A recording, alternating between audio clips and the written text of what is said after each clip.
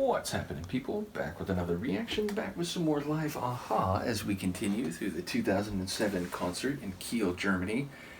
And the next track in the playlist is a favorite of mine, Summer Moved On, which I like for many reasons, but fair to say, after hearing it multiple times and different performances, Morton's vocal stamina and longevity in this tune, that really crazy long note he does, it's the moment I'm waiting for. Like, I'm always just really focused and looking forward to that particular part. Though, again, I like multiple aspects of this song. That, like, synth flourish, or rather synth string type of flourish, it really does hit right too. So, yeah, I think this is a really great song in their catalog, and I'm always excited when it comes up. So, let's give it a listen. This is Aha and a live performance of Summer Moved On from the 2007 concert in Kiel, Germany.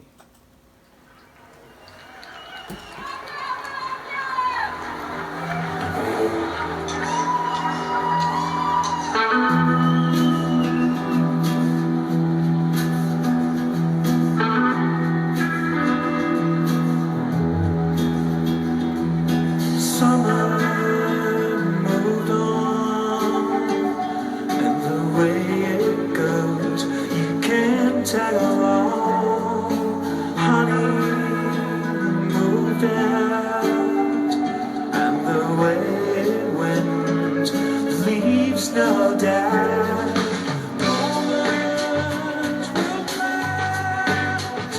in the morning light, I found seasons can last, and there's just one thing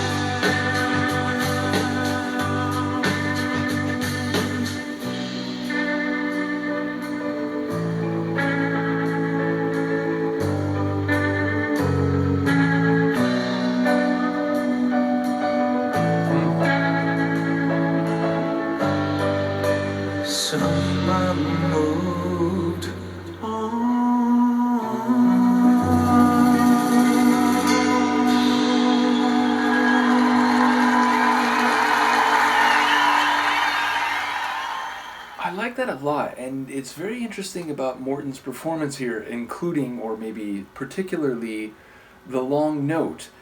Because in one sense, I'll say I've heard him hit it more vigorously and robustly, and yet in a way I think this worked just as well, meaning it came across as a bit more mortal, if that makes sense, less, godlike, and yet that actually really gave it this emotional impetus, meaning he starts the long note and he sounds a bit more, I don't know, vulnerable, or like his voice is more on edge of like breaking or falling off.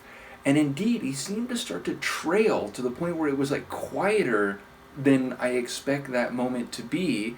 And it was like that for a few seconds, and then it was like it went upward on the curve and it got a little bit louder and a little bit more forceful. And even though it still had this wavering to it, it's like it had this like parabola shape where again it started a little bit different sounding, but still as I expected, and then it dipped and it got quieter and then got fuller and more forceful, and he finished the back half of it very strongly, even if again it sounded a bit more human, less like superhuman. And so like by the end of it, it was like, oh, that was awesome. Like I like how it sort of took me by surprise, even as it was still roughly what I know that part to be, and still something that I think most singers on the planet couldn't do. And I've always said it, or I've said it multiple times, I love how at the end of that there's this brief moment, and then again he comes back with the flourish of the chorus, and it just has a really nice sequence to it. So again, it felt a little bit different than it has in other recordings / performances, but no less fantastic for that fact. Overall, the tune had maybe more of a different feel than I expected. The guitar, it had a bit more of that, I don't know, not distorted, but a bit more of that like psychedelic volume to it, for lack of a better word. And even the like keyboard / piano run, it had a bit more of like a delicate feel than I think of when I think of this track. So like sonically, it struck me as a bit more different than I was expecting. And then vocally, it was this really unique performance from Morton in a way that, like, again, on some level felt less like mind-blowing and yet equally enjoyable for its like humanity. I don't know how to phrase it correctly. Nevertheless, a cool performance of a stunning song. It really is a fantastic one. So yeah, definitely one in my AHA pantheon, and one that I've maybe come to appreciate even more on successive listens. So yes, another chapter in the specific story of this song and my appreciation of it. So yes, I look forward to the remaining few songs. I do think we're like down to the last few. Yes, hello Luca the Loaf Cat. We are indeed down to the final three. The Living Daylights, which of course is a song I think of with the live interactive significance, though again, given the physical dimensions of this concert and the physical separation of the stage from the audience, I don't know if it'll be quite the same way or the same degree that I've heard it. But then Analog, and then the final track, The Sun Always Shines on TV, which I'm particularly excited to hear. So yeah, 2 more to go, and then I don't know, maybe when we get to the end of this concert, there still should be a few bonus tunes remaining on the second disc of Analog. So maybe I'll do, for the next few weeks after that, the tandem of the remaining tracks on side or disc 2 of the 20th anniversary edition, but also those remixes on the end of side 1. I mentioned I'm looking forward to hearing that Paul Van Dyke remix. So yeah, I think that's the plan. In any case, from the now sleepy and innocent looking Luca and I will see you next time. Peace.